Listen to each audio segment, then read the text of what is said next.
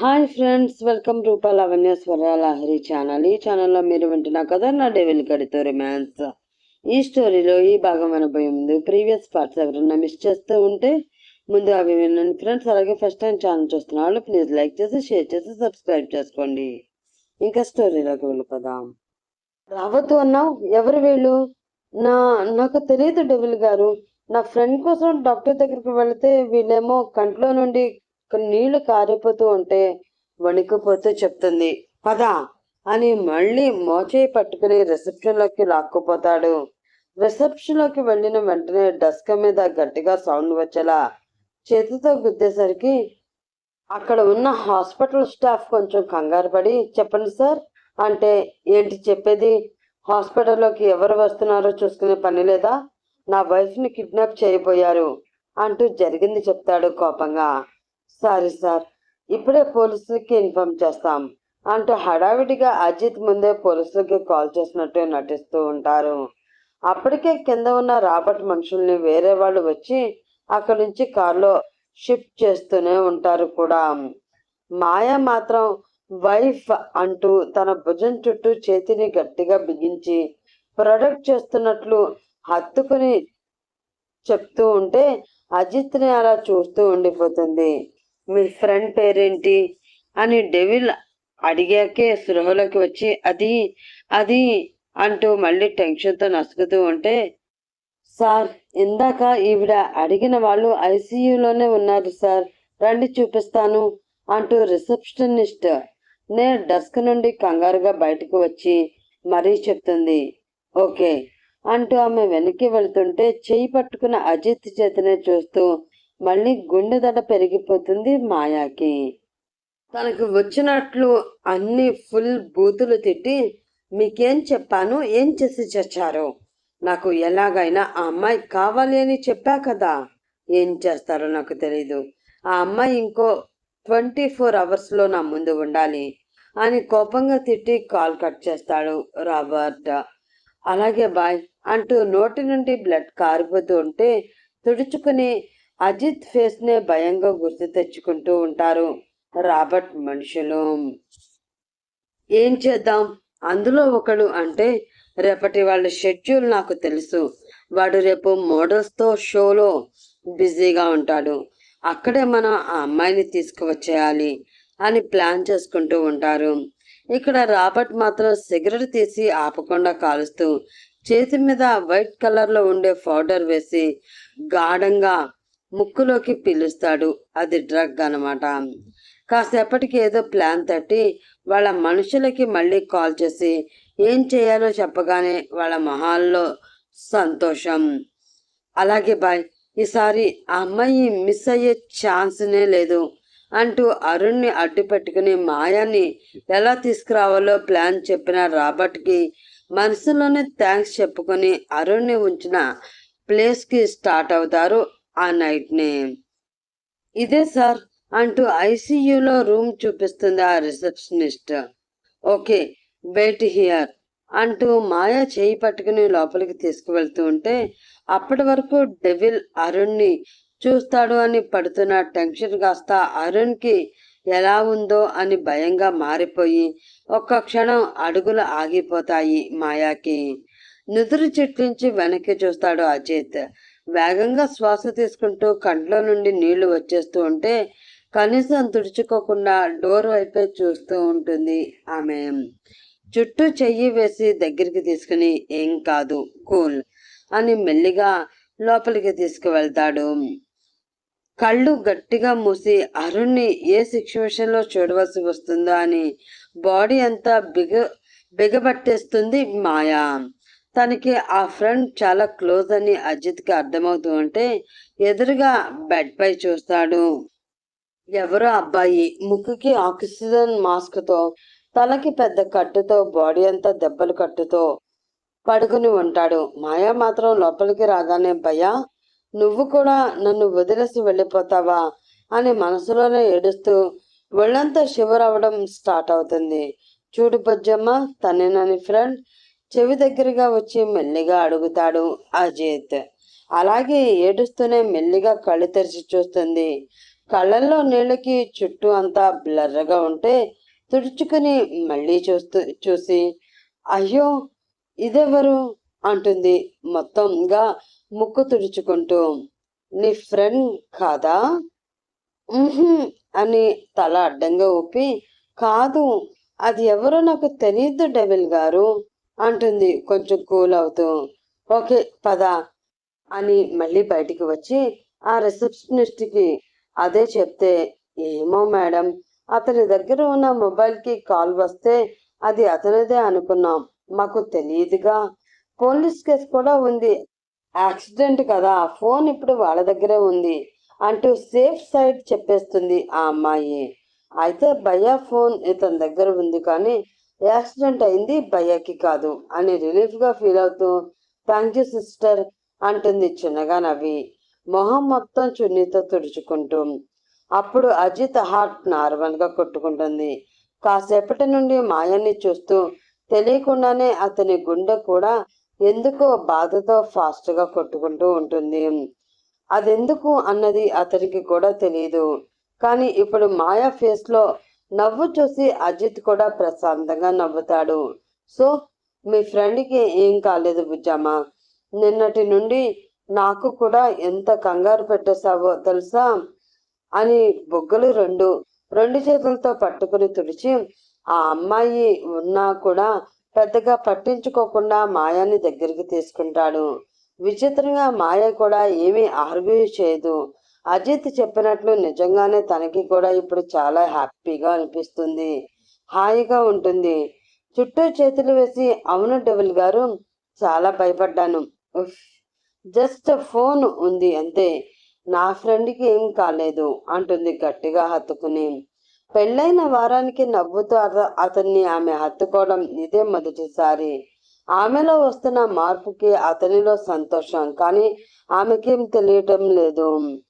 వెళ్దామా, బాగా లేట్ అయింది, రేపు షో కూడా ఉంది, నీ డిజైన్ కూడా ఒకటి ఉంది అందులో అంటాడు అలాగే పట్టుకుని. అప్పటికి గాని తను ఏం చేసిందో గుర్తురాదు మాయాకి. వెంటనే దూరం జరిగి ఆ అమ్మాయిని చూస్తే పక్కకు తిరిగి టెన్షన్కి గోళ్లు కొరుక్కుంటూ ఉంటుంది.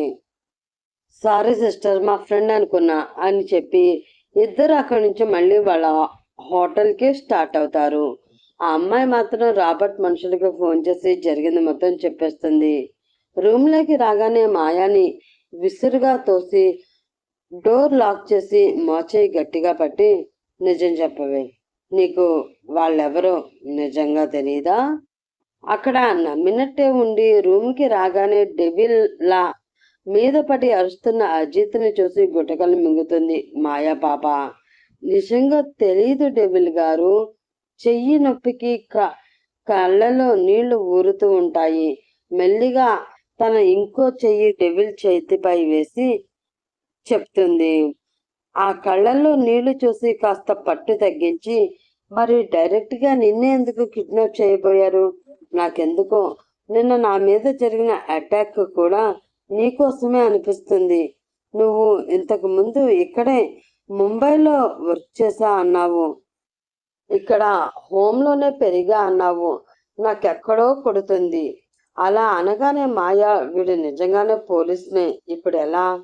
మీ ఇప్పటి వరకు పోలీసు కాక పల్లీలు అమ్ముకునేవాడు అనుకున్నావేమో, తెంగరిదానా అని రూపగా తిడుతున్నారండి. నాకు సంబంధం లేదు. టెన్షన్గా వెనక్కి జరుగుతూ ఉంటే, నువ్వు నా దగ్గర ఏదో దాస్తున్నావు విద్యమ్మ, మళ్ళీ మళ్ళీ చెప్తున్నా, ఏమున్నా చెప్పేయి, నాకుగా తెలుసుకుంటే నాలో నిజంగానే డెవిల్ బయటికి వస్తాడు. బుగ్గలు గట్టిగా ఒత్తి పట్టుకుని కళ్ళల్లోకి చూస్తూ అడుగుతుంటే అప్పటికే అజిత్ కళ్ళు రెడ్డగా అయిపోయి మరి చాలా కోపంగా అడుగుతూ ఉంటాడు. అంత దగ్గరగా అజిత్ని చూసి ఆ మాటలు వింటూ మాయ గుండె 200 స్పీడ్ అందుకుంటుంది. మాయ ఇన్నర్ చెప్తే ఇక్కడే గొయ్యి తీసి పాతి పెట్టేస్తావు కదరా డెవిల్గా. ఏ ఆన్సర్ చెప్పకుండా దొంగ పిల్లలా చూస్తూ ఉంటే విసిగొచ్చి వెనక్కి తోసి గట్టిగా ఊపిరి వదిలి, నీ ఇష్టం, ఇంకా చెప్తే నీకే మంచిది అని టవల్ తీసుకుని మళ్ళీ ఫ్రెష్ అవ్వడానికి వెళ్ళిపోతాడు. తల పట్టుకుని బెడ్ పై కూర్చుంటుంది Maya. Next day 11 AM the Taj Mahal palace Mumbai. అక్కడ ఫ్యాషన్ వీక్ అవుతాయేమో లేదో తెలీదు. గూగుల్ అమ్మ ఇచ్చిన ర్యాండమ్ పేరు నొక్కేసి ఇక్కడ పెట్టాను. ఎవరు పెద్దగా తీసుకోకండి ఈ పేరు. ఆల్మోస్ట్ ఫ్యాషన్ వరల్డ్లో ఉన్న అన్ని కంపెనీస్ వాళ్ళు న్యూ మోడల్స్తో వాళ్ళు డిజైన్ చేసిన డ్రెస్లతో అక్కడికి చేరుకుంటారు. అక్కడ విన్ అయిన వాళ్ళు నెక్స్ట్ 4 monthsలో ఫారెన్లో జరగబోయే ఫ్యాషన్ వీక్కి సెలెక్ట్ అవ్వడమే కాకుండా వాళ్ళ కంపెనీ రెప్యుటేషన్, షేర్ వాల్యూ అన్నీ ఒక్కసారిగా పెరిగిపోతాయి.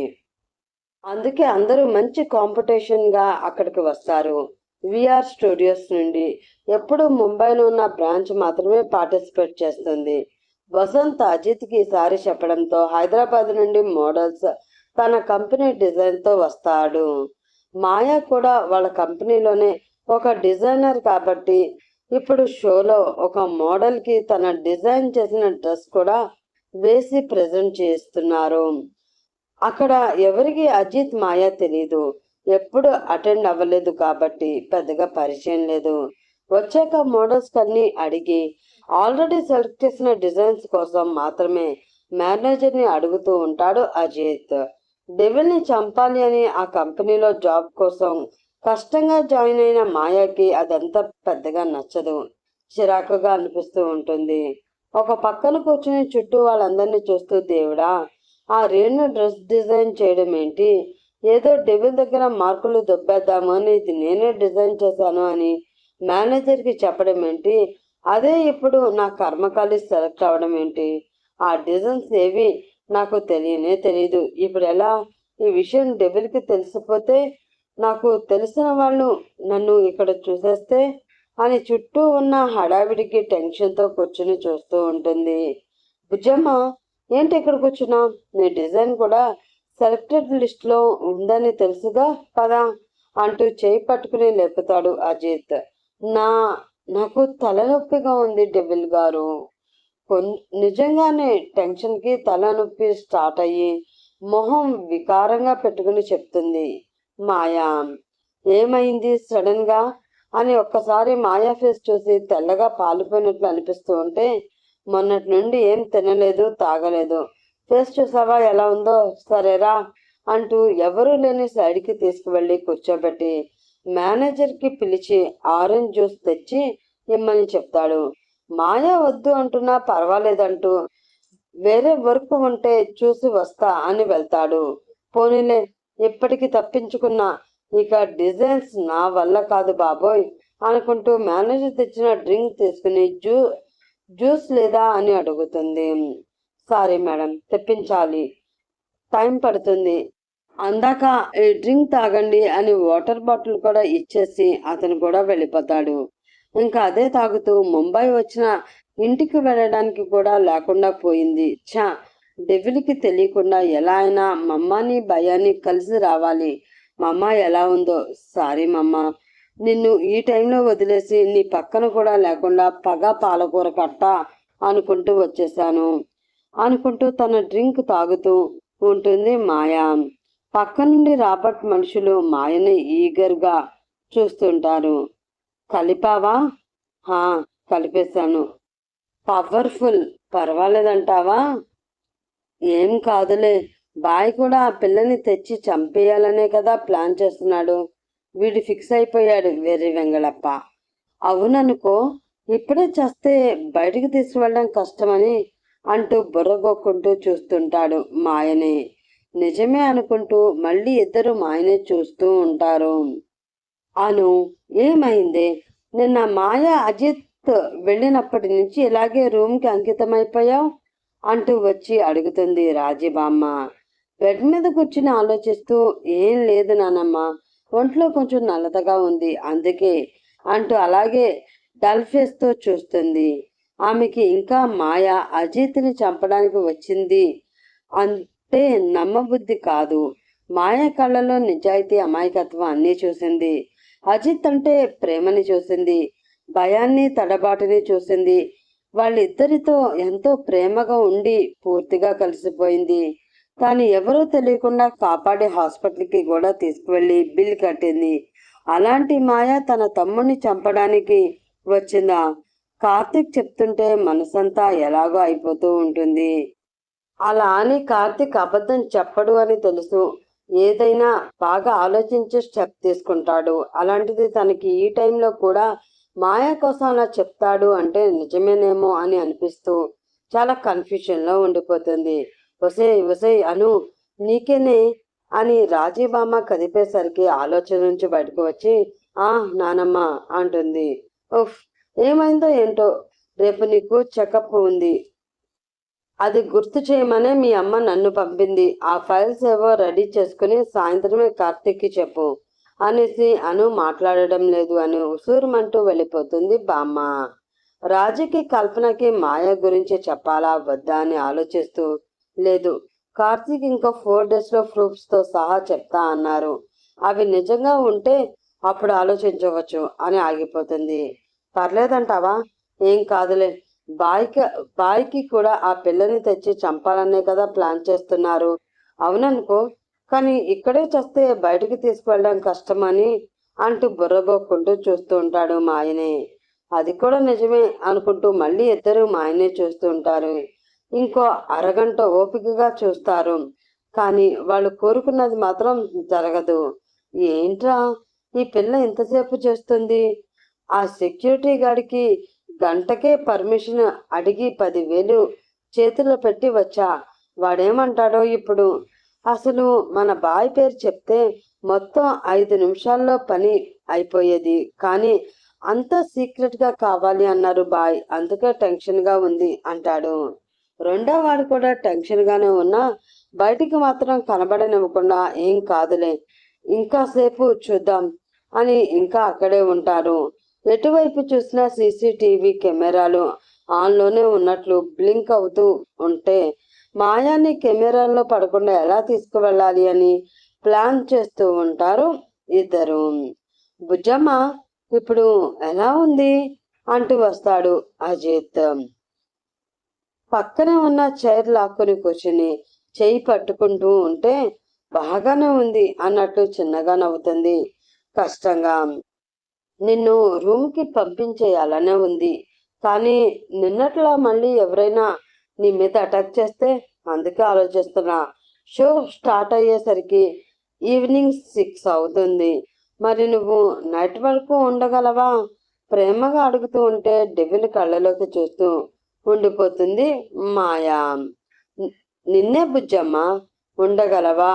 ఆమెని కదిపి అడుగుతూ ఉంటే ఉండలేను డెవిల్ గారు, మిడ్నైట్ 12 వరకు ఉంటుందిగా షో, అయినా ఈ వెధవ షోలు అన్ని నైట్నే ఎందుకు స్టార్ట్ చేస్తారు? మొహంతా విసుగ్గా పెట్టుకుని అడుగుతుంది. కనుబొమ్మను ముడిచి, అదేంటి, నీకు ఇవన్నీ అలవాటే కదా, కాలేజీలో ఉన్నప్పటి నుంచి నువ్వు ఇంటర్న్గా కూడా చేసే ఉంటావుగా అని అడిగేసరికి తనేమందో అర్థమయ్యి, అటెండ్ అయ్యా, కానీ ఈ చీకటి లైటింగ్స్ గోల హడావిడి నాకు అంతగా నచ్చావు, అందుకే అలా అన్నా. ముంబైలో పుట్టి పెరిగి ఈ కల్చర్ నచ్చదా? నేను ఇంకా నీకు పబ్ కూడా అలవాటు ఉందేమో అనుకుంటున్నా అంటూ చిన్నగా ఐ బ్లింక్ చేస్తాడు. డెవిల్ గారు, నాకేమీ అలాంటి అలవాట్లు లేవు, ముందైతే ఇప్పుడేం చేయాలో చెప్పండి అంటుంది. సరే, ఇక్కడ మన కోసం ఆల్రెడీ రూమ్ తీసుకున్నా అంటూ చేతిలో కీ పెట్టి రూమ్ నెంబర్ చెప్తాడు. థ్యాంక్ యూ, లంచ్ చేసి పడుకుంటా, ఈవినింగ్కి తగ్గితే అప్పుడు వచ్చేస్తాను అంటుంది నవ్వుతూ. సరే, నీ ఇష్టం, డోర్ లాక్ చేసుకుని పడుకో, ఏం కావాలన్నా నాకు కాల్ చేయి అని చెప్తూ ఉంటే కాల్ వస్తుంది. 1 minute అంటూ పక్కకు వచ్చి లిఫ్ట్ చేస్తాడు డెవిల్. అది మాయ చూసి, అమ్మయ్య, ఈ గ్యాప్లో మమ్మా భయాన్ని చూసి వచ్చేయాలి అని ఊహల్లో తేలుతూ ఉంటే వాట్ అని గట్టిగా అరుపు వినిపిస్తుంది డెవిల్ నుండి. దెబ్బకి మాయ మళ్ళీ బెదిరిపోతూ చూస్తుంది.